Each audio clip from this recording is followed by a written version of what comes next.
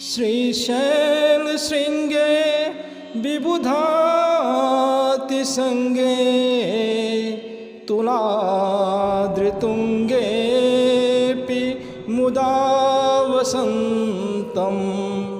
श्रीशैल श्रृंगे विबुधाति संगे तुलाद्रितुंगेऽपि मुदा वसन्तम्।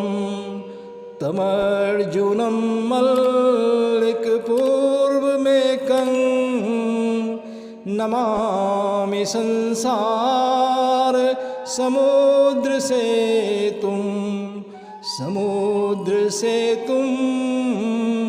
समुद्रसेतुं नमामि संसार समुद्रसेतुं। हे सनातनी भक्तों, आप सभी का स्पिरिचुअल वर्ल्ड नामक इस आध्यात्मिक चैनल में स्वागत है।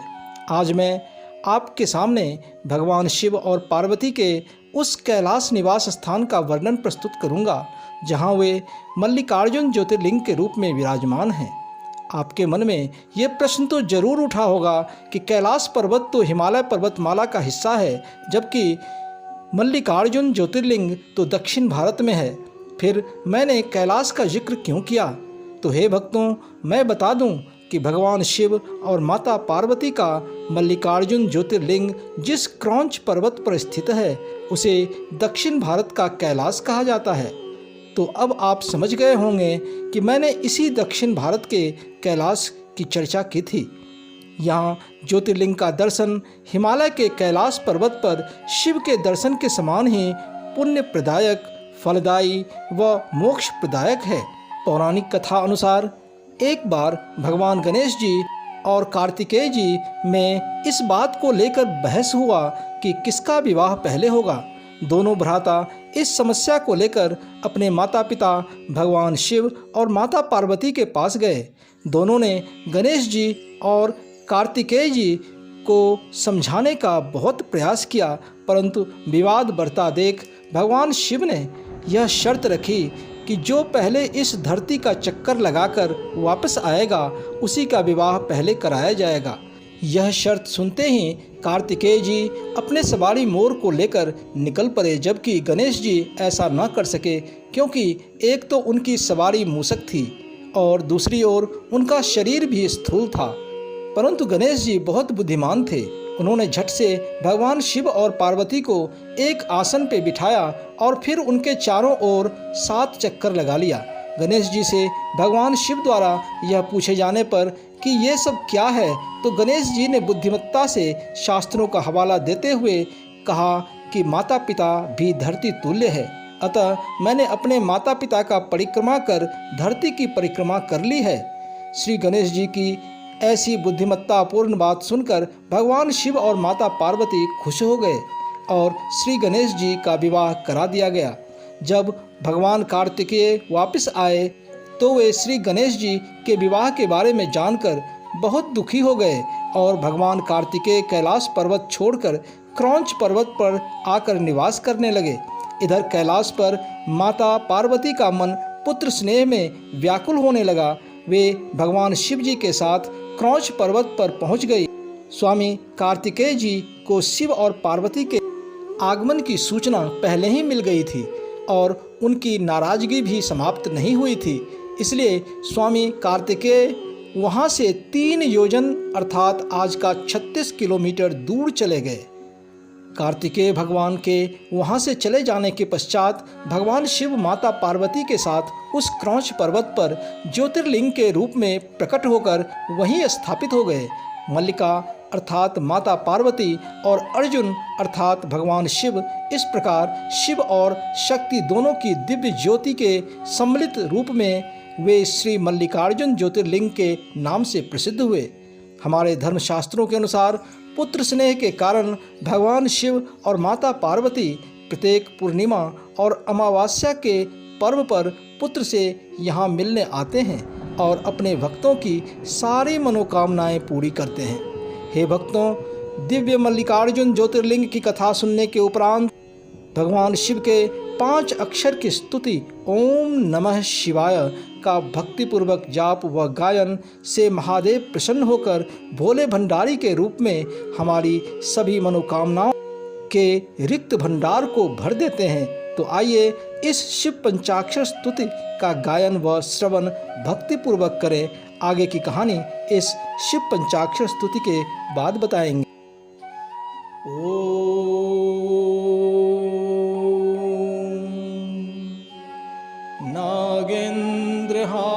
नागेन्द्रहाराय त्रिलोचनाय भस्मांगरागाय महेश्वराय नित्याय शुद्धाय दिगंबराय तस्मै नकाराय नमः शिवाय मंदाकिनी सलिलचंदन चर्चिताय नंदीश्वर प्रमथनाथ महेश्वराय मंदार पुष्प बहुपुष्प सुपूजिताय तस्मै मकाराय नमः शिवाय शिवाय गौरी बदनाब्ज वृंद सूर्याय दक्षाध्वरनाशिकाय श्रीनीलकंठाय वृषध्वजाय तस्मै शिकाराय नमः शिवाय वसिष्ठ कुंभोद्गम गौतमार्य मुनीन्द्र देवार्चितशेखराय चंद्रार्क वैश्वार नरलोचनाय तस्मै वकाराय नमः शिवाय यक्ष स्वरूपाय जटाधराय पिनाकहस्ताय सनातनाय दिव्याय देवाय दिगंबराय तस्मै यकाराय नमः शिवाय पंचाक्षरमिदं पुण्यं यः पठेच्छिद सन्निधौ शिवलोकमवाप्नोति शिवेन सह मोदते। ओम नमः शिवाय। मल्लिकार्जुन ज्योतिर्लिंग 12 पवित्र ज्योतिर्लिंगों में द्वितीय स्थान पर है। यह आंध्र प्रदेश में कृष्णा नदी के तट पर श्री शैल नाम के पर्वत पर स्थित है। महाभारत में दिए वर्णन के अनुसार श्री शैल पर्वत पर भगवान शिव का पूजन करने से अश्वमेध यज्ञ करने के समान फल प्राप्त होता है। मल्लिकार्जुन मंदिर परिसर 2 हेक्टेयर की जगह में एक विशाल परिसर के रूप में स्थित है। इस परिसर में मुख्य मंदिर श्री मल्लिकार्जुन और माता भ्रामरांबा के हैं। मंदिर के गर्भगृह के अलावा इस परिसर में कई और मंदिर जैसे वृद्ध मल्लिकार्जुन, सहस्त्र लिंगेश्वर, अर्धनारीश्वर, वीरमद, उमा महेश्वर और ब्रह्मा मंदिर आदि बने हुए हैं। पुरातत्व विभाग के अनुसार इसका निर्माण कार्य लगभग 2000 वर्ष पुराना है। इस मंदिर का इतिहास 2री शताब्दी से मिलता है। इस मंदिर में पल्लव, चालुक्य, काकतीय, रेड्डी आदि राजाओं ने विकास कार्य करवाए थे। 14वीं सदी में प्रलयवम रेड्डी ने पाताल गंगा से मंदिर तक सीढ़ीदार मार्ग का निर्माण करवाया था। विजयनगर साम्राज्य के राजा हरिहर ने मंदिर के मुख्य मंडपम और दक्षिण गोपुरम का निर्माण करवाया था। इसके साथ ही उन्होंने यहाँ एक सुंदर मंडप का भी निर्माण कराया था जिसका शिखर सोने का बना हुआ था। सन 1667 यानी 1667 में छत्रपति शिवाजी महाराज ने इस मंदिर के उत्तरी गोपुरम का निर्माण करवाया। मल्लिकार्जुन मंदिर के पीछे कुछ सीढ़ियाँ चढ़ने पर आदिशक्ति देवी भ्रमरंबा का मंदिर है। 52 शक्तिपीठों में से एक इस पवित्र धाम में सती माता की ग्रीवा यानी कि गला या गर्दन गिरी थी। यहाँ इस मंदिर में शक्ति को देवी महालक्ष्मी के रूप में पूजा जाता है। माता के दर्शन के साथ साथ गर्भगृह में स्थापित श्री यंत्र के दर्शन और सिंदूर से उसका पूजन अवश्य करें। प्राचीन काल में अरुणासुर नाम के राक्षस ने संपूर्ण विश्व पर विजय प्राप्त कर ली थी।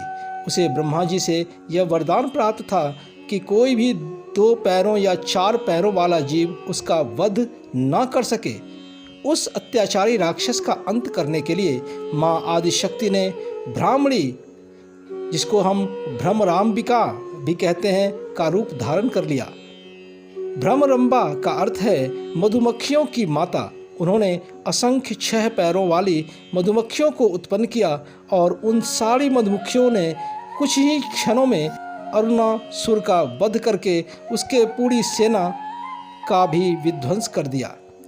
भगवान शिव के मल्लिकार्जुन ज्योतिर्लिंग के दर्शन के लिए आप साल में कभी भी जा सकते हैं। मौसम के हिसाब से दर्शन का सबसे अच्छा समय अक्टूबर से फरवरी के बीच का है। मार्च अप्रैल से वहाँ गर्मी बढ़ने लगती है। मल्लिकार्जुन ज्योतिर्लिंग जाने के लिए सड़क, रेल व हवाई मार्ग उपलब्ध है। हैदराबाद तक की यात्रा हम किसी भी माध्यम से कर सकते हैं। उसके बाद सड़क मार्ग से बस व टैक्सी के सहारे लगभग 250 किलोमीटर की दूरी तय करनी होती है।